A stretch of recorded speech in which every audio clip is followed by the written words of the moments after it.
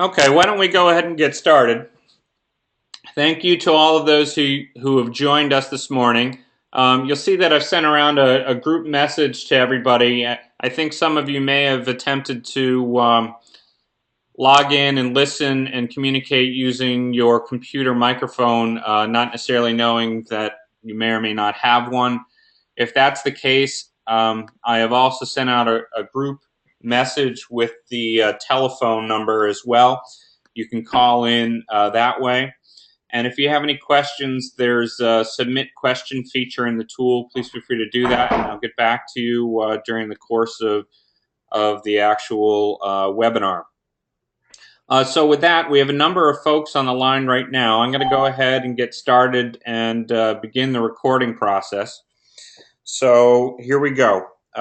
Thanks for attending. This is our April 18th webinar. It's the second in a roundtable series that we're hosting that are really webinars specific to the firearms and ammunition industry, and they're really designed for industry participants to communicate amongst themselves as peers, more so than us giving a presentation. Today's session is going to be specific to establishing a framework for ATF compliance. And why don't I begin by going over just a few more of the session logistics. The session itself will be about 45 to 50 minutes long, and there'll be time for Q&A at the end. As I already mentioned, if you do have any questions, please feel free to submit them in the Q&A tool. This session will be available within 24 hours on our website under the roundtable link, both in video recorded fashion as well as the PowerPoint presentation should you choose to use them inside of your own organization. So what is today's goal? Our goal is to enhance the formality of ATF compliance by moving from what you might consider to be complying to the presence of an established compliance program. And what do we really mean by that? One of the best examples I have that I think articulates this point, it came about when I was having a conversation with a company some years ago, and we were talking about an ethics program. And I asked them if they had an ethics program, and we did an audit and found that they did not. And in the course of our report delivery, we told management that they don't have a formal ethics compliance program. And the company responded and said, well, what do you mean? We're an ethical organization. How could you say such a thing? And so I proceeded with the following questions, which were, okay, I understand you are an ethical organization, but can you show me your ethics program? And they weren't able to provide any written materials, training, policies, procedures, communication mechanisms, monitoring mechanisms, or any of those types of things with the organization. The same theory holds true with regulatory compliance. You can be compliant by being good or by being lucky, but that doesn't necessarily mean that you have a compliance program. And so today's discussion is going to be about how you implement a compliance program versus just being compliant. Secondarily, today's materials are being provided so that you can share these inside of your organization and hopefully continue that message and foster the development of compliance program where you work. And of course, the methodology that we'll cover inside of this deck can be used not just at a firearms manufacturing company, but for any regulation.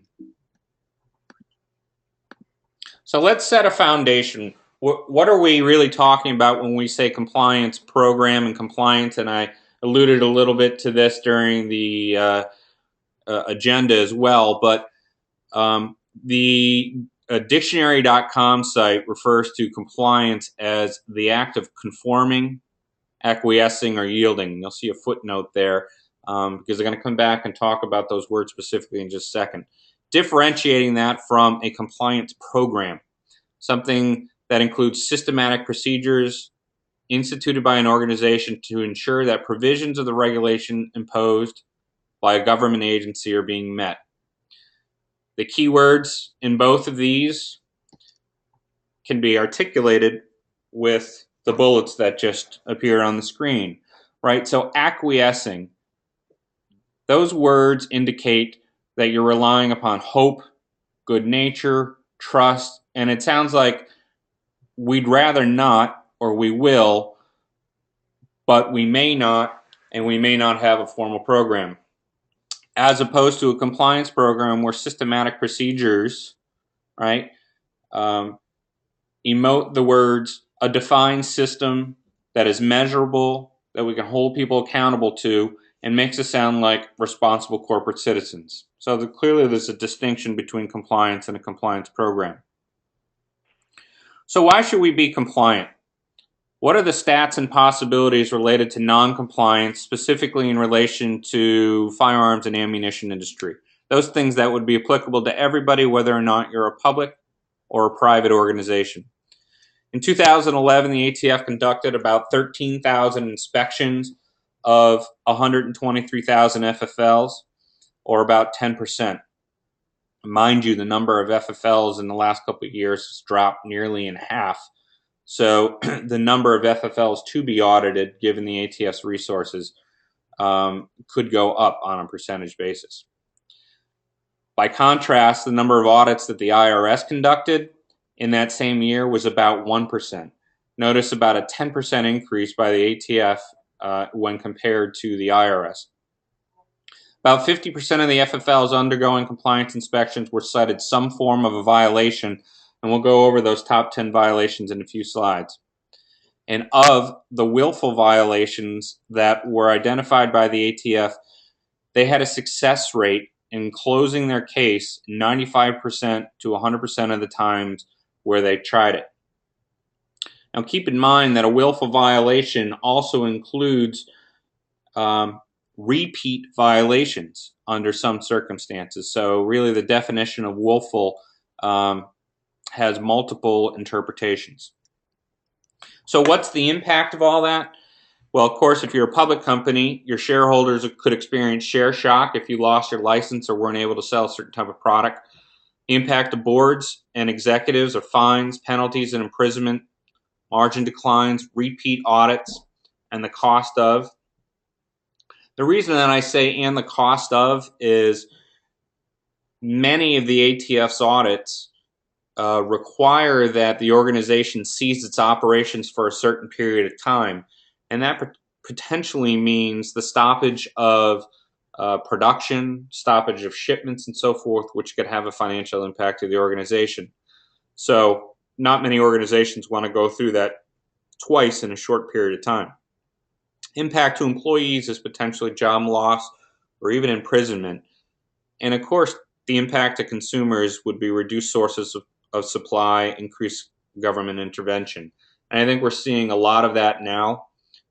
Clearly, our regulators are stepping up their focus on the firearms and the ammunition industry. There have been a number of FFLs that were shut down as a result of ATF inspection audits, and that could mean that a dealer that you used to purchase your firearms at has gone out of business. Okay, so what do formal compliance programs provide? They reduce fear and risk. They eliminate those sleepless nights where you wonder, what if? What are we not doing right? What are we not compliant with? Interestingly enough, they enable risk-taking. And what do I mean by that? Well, if you have a formal program of risk management, you know what all of your possible risks are related to ATF compliance. And you know that there are individuals assigned to managing those risks. You can take different approaches to business operations that might interface with that risk. So, for example, some organizations choose to completely remove risk 100%, while some organizations choose to just mitigate it or reduce it, while some others choose to accept it. All right, so if you have a formal program, you can go through such a logical analysis to determine how much risk you want to take on. And in the area of ATF compliance, at least for manufacturers, it's my belief that a formal compliance program also enhances the operations of the organization, potentially increasing margins as well. So what about for public companies specifically? This is an interesting chart that I borrowed from the Corporate Executive Board, and it talks about those public companies that have experienced significant reductions in share price of 30% or greater. And you'll see a star in the bottom right-hand corner of your screen that points to legal and compliance-related risks or events account for 7% or nearly 10% of those. And embedded within that, regulatory conflicts accounts for 4%. So let's not forget, for the public organizations that are, listening to this webcast, there's definitely a financial or shareholder impact to not complying. So why be compliant, right? It's our belief that the industry is at an inflection point. I mentioned this earlier, but there's significant increases in public and political scrutiny of the industry. So you look at that pressure and the focal lens that's on the industry, and you look at the state of the current compliance programs and audit programs across the industry, and some people might consider them to be immature relative to other industries. Some of the things that I've seen is compliance is viewed as a department not consistently embedded within the culture or the way of conducting business. There's also some isolationism and fear between the industry and the ATF themselves, and believe that has slowed some of the evolution or the maturing of compliance in the industry. And broadly stated, the industry's level of compliance knowledge, processes, and systems are behind some other regulated industries such as pharmaceuticals and aerospace and defense. So let's talk about that focal lens again, right? So this is a chart that was taken from the 2012 State of Compliance survey from ComplianceWeek.com. And what it does is it shows how various stakeholders view the importance and the focus on compliance in the next coming years. Notice the most significant bar on the chart at 91% would be the regulators, right? And I think we as an industry have seen that recently through the passage of the New York SAFE Act in approximately 30 hours or less. Recently, the Connecticut gun ban. And I realized yesterday there was a vote at the federal level as well, which didn't pass, but I suspect that that's not going to die, right? So the focal lens is definitely here.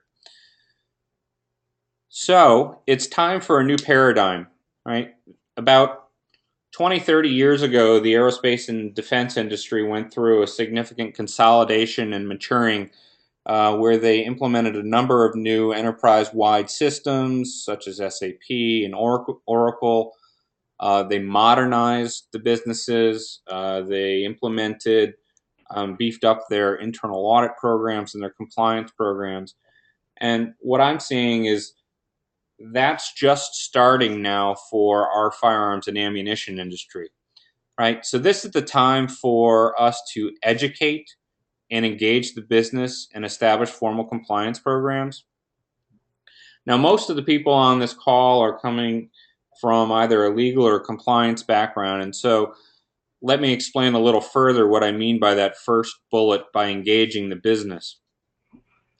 Compliance doesn't necessarily, and to a great extent, does not happen inside of the legal and the compliance department. Compliance happens out in the business. It happens when firearms are shipped, when firearms are received, when firearms are manufactured, when they're sold at a cash register at a dealer.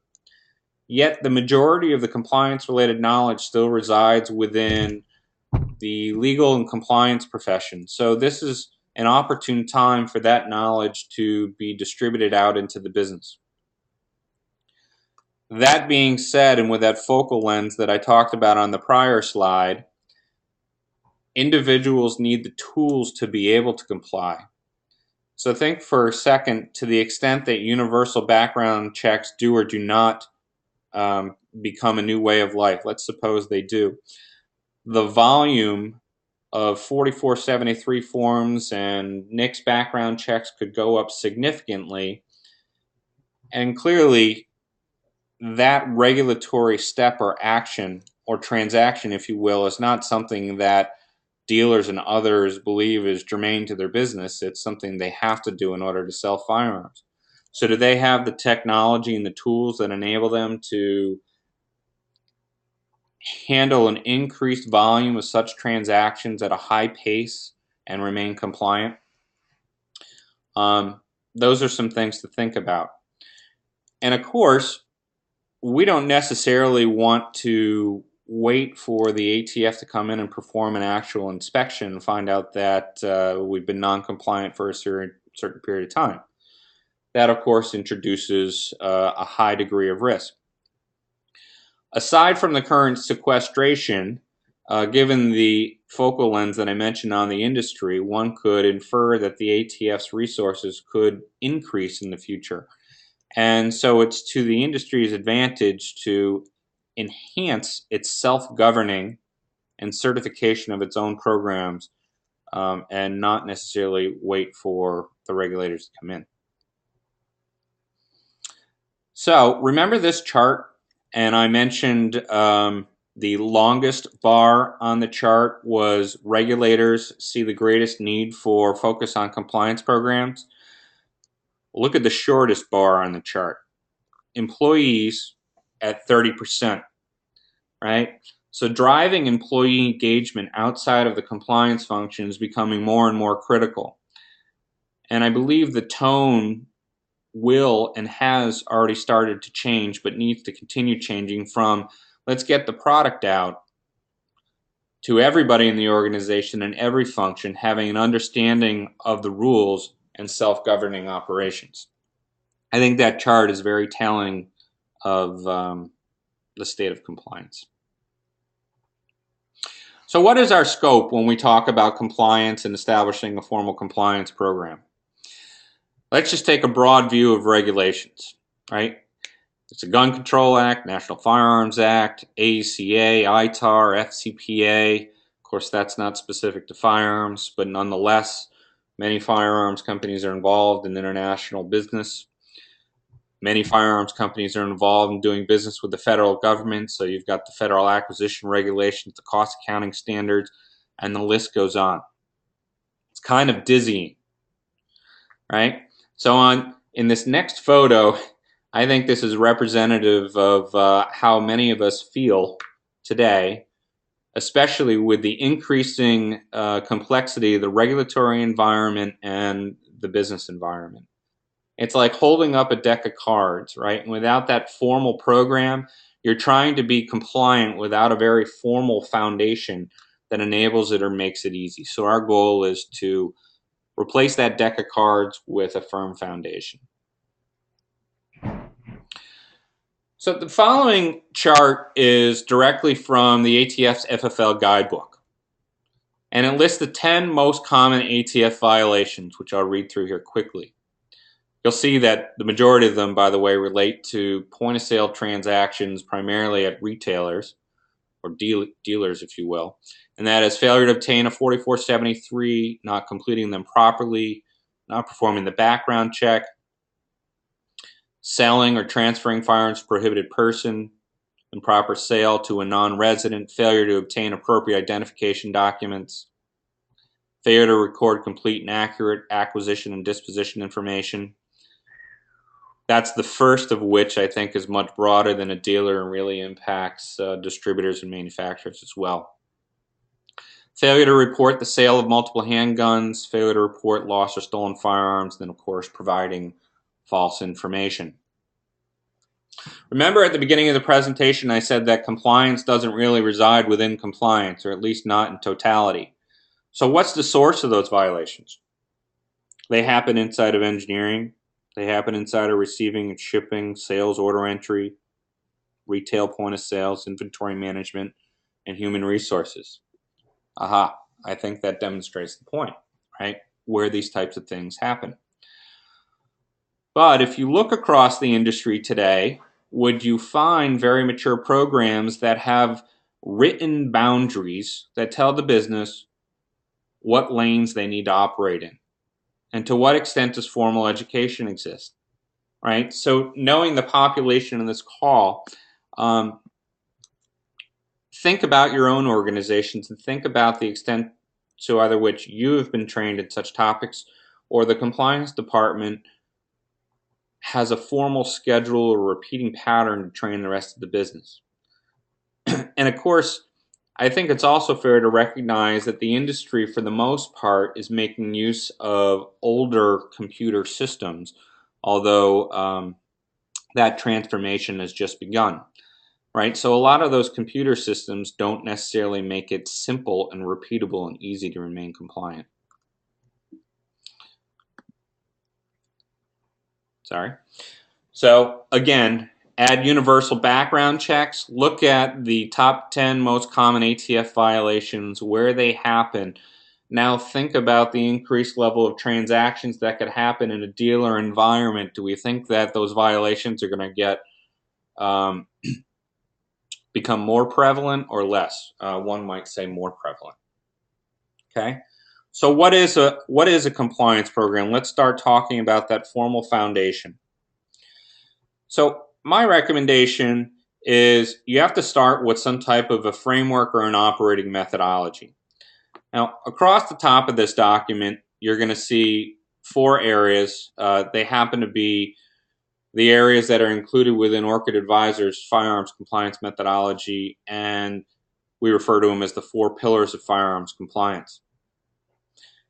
It breaks down to all of your general controls, which might include licensing, license management, NFA management, import management, those things that cross every transaction. Marking controls, tracing controls, and then of course physically controlling the firearm. You include with that, down the left-hand side, is the actual operating methodology. Now, pay particular attention. This methodology comes from the federal sentencing guidelines. And there's a section in there, I believe it's section 8, B2.1, that defines an effective compliance and ethics program. I've paraphrased the words, of course. But the government has an established expectation for what you should include in your compliance program. And oh, by the way, in the event that you ever find yourself in having to defend your organization's operations or compliance, having such a program that meets their expectation can only work to your benefit. So what are the areas within that established operating methodology?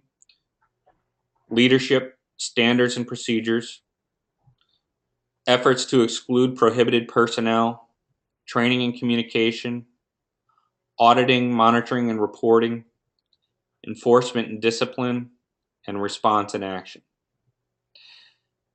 Now, based upon the number of organizations that I've seen in their operations, I could tell you that they probably have some element of each one of these, but they're not formal.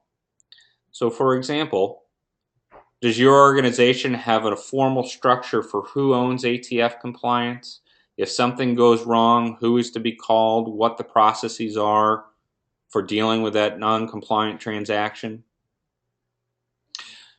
Is the organization left to comply with ATF regulations based upon this is what they've been taught over the years, it's been handed down to them, that's how we do it?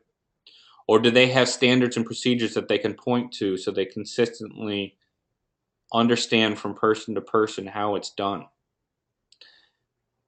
And one of the most important areas, in my opinion, that I see probably lacking the most in the industry is audit, monitor, and report, in which the presence of formal self-governance is probably the weakest. So you take this scope and you take this methodology and you layer it across all the areas that are applicable to ATF compliance, right? Your licensing, serialization, scrap management, and so forth. And most of those will manifest themselves into some type of standard and procedure, but you just want to make sure that you're hitting all your bases. And of course, we included mention of there's a text which describes all of this methodology, which does far more than I'm talking about today and gets down to the actual level of internal controls. What are recommended internal controls? by marking, tracing, physical controls, and so forth. So I'm going to give you some tangible solutions for each one of the areas we just talked about, so that they're not just words on a page. So what do we mean by leadership? Making ATF compliance, and again, you can change the word ATF for any type of compliance, but making ATF compliance a management business objective. That is, executives are compensated not just based upon revenue and profit, but they're also based upon hitting certain compliance milestones.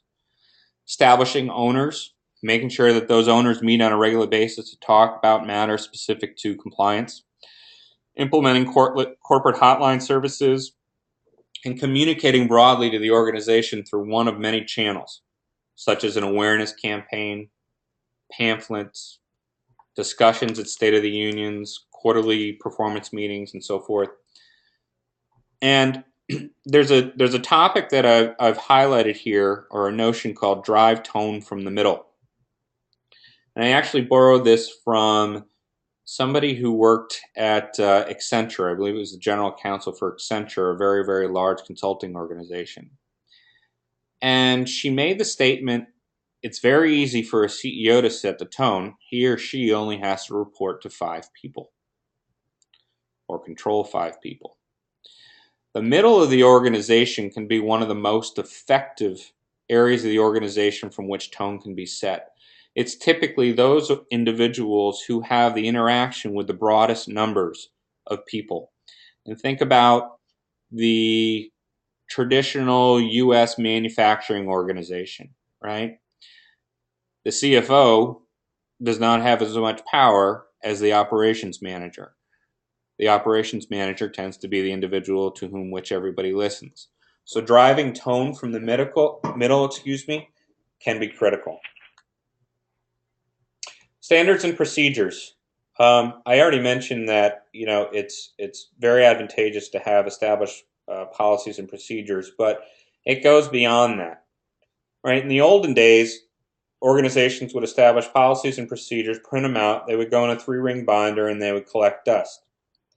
Today's world, there are online tools for which just about every individual in the organization can access, where policies and procedures can be centralized, revision controlled, even to the extent where if somebody changes something in a policy, the systems will send out workflow communications to the rest of the organization, informing them that policy XYZ has changed.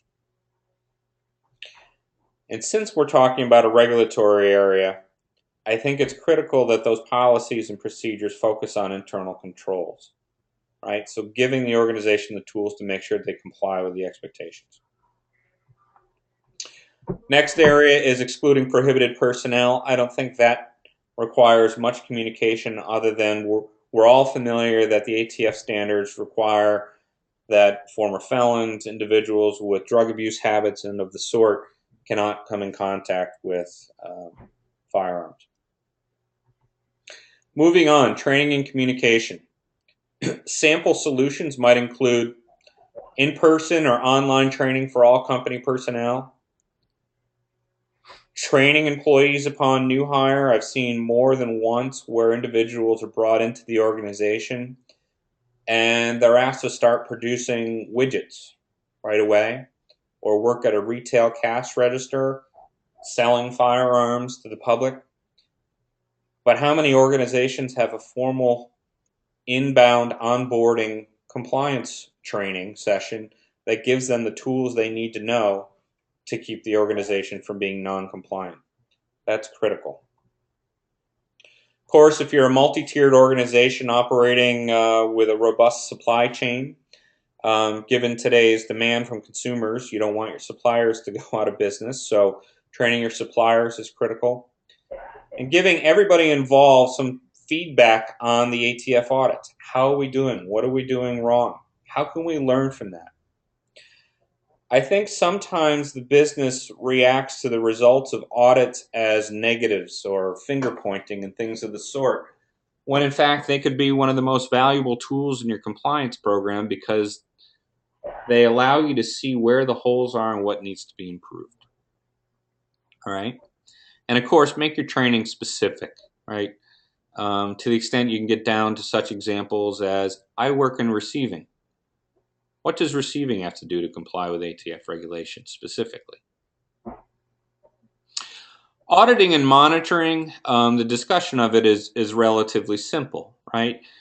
You want to have some formal, repeatable process, whether it be daily, weekly, monthly, quarterly, where you look at the aspects of your compliance program, identify the opportunities, if you will, and trend them. Note your performance. And that'll really tell you whether or not the formal compliance program is taking hold. And then last but not least, enforcement, discipline, response, and action. Without accountability, the other elements here in this program carry little weight. Because if, for example, you audit your compliance program and find out over time that your performance is decreasing, you don't do anything about it, and if it's behavioral, it's just going to continue. So that's a critical element. So what next? So how do you measure your progress, right? At a process or a transaction level, you can perform these audits and return some metrics to the organization that say, well, we shipped 5 firearms and got the disposition date wrong in the book of acquisition and disposition. But somebody responsible for compliance should take a big step back and be able to monitor the broader progress of the compliance program and its evolution. What you see in front of you is what's called a capability maturity model, and it was a tool that was created by Carnegie Mellon. As fancy as it sounds, it's really nothing more than a continuum. This particular continuum says initial is the basic or first step, repeatable, defined, optimized. Some of the organizations that I've worked with might characterize those first stages as ad hoc.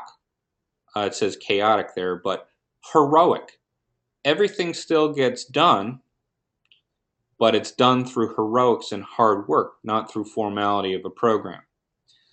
So if you're an organization, you want to know where you stand, take this tool, sit down with your management team, sit down with the business, and have a group of people independently assess where you believe you stand. And then define, where do we want to be in the future? How long is it going to take us to get there? And what's realistic? Not every organization needs to be optimized. The cost to optimize an organization's compliance program might be too much. You might only have a very small percentage of your businesses related to a regulatory area, and so those investments are not necessary. But there are other organizations that are highly complex with many moving parts where optimization is critical. So it's going to vary company by company. And apologize for the sideways text there, but essentially that just articulates my point, which is don't try to bite it all off in one chunk. Set a plan between where you stand today and set a future goal. Now here's an action for you and your management team. You can do it just amongst yourselves as a compliance department. You can take it to your executives or do whatever you want with it, or just think about it yourself for self-inflection. So remember those 7 areas of the federal sentencing guidelines that I mentioned: leadership, standards and procedures, audit and monitoring, and so forth. Assess your standing versus these areas. And to the extent possible, take it to the next level, right? So map each of them to the scope of your organization. So you can get a better sense of, is our licensing under control? Is our NFA forms filing under control? How is our marking? Are we marking timely? Are we marking at the right depth? Who ensures that it happens on a repeated basis, other than just somebody responding from the organization saying, yeah, we mark down to 3,000ths depth. A proper response might be, we mark at that level, we monitor 1 out of every 100, and we trend our results, right? So for each of these areas, determine, do you have a defined owner? Do you have a defined set of rules, which might be considered policies and procedures? Have you written and trained on compliance objectives? And who's watching the shop, right?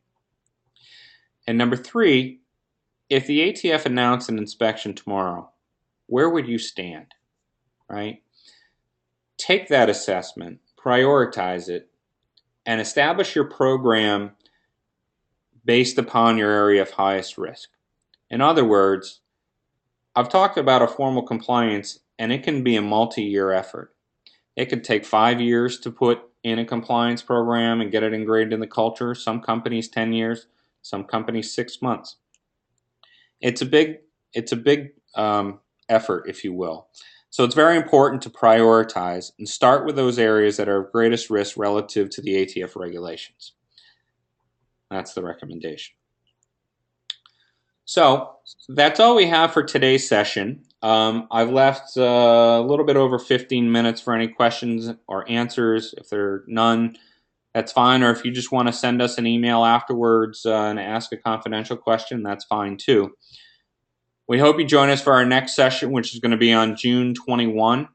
That session will be specific to the broad array of new regulations, the state regulations, federal considerations, and so forth that are affecting the industry. And if you go to our website, you can find the February 28th session, which was also video recorded. And that session was specific to New York SAFE Act and its impact on the industry, those who operate in New York State, and the legislative process that led to the enacting of that documentation. So with that, I'll open it up for questions, if there are any.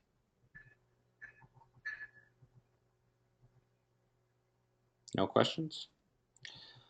All right. Well, thanks for attending. We appreciate it. And like I said, if you want to ask any confidential questions, please feel free to send them to us afterwards. Take care.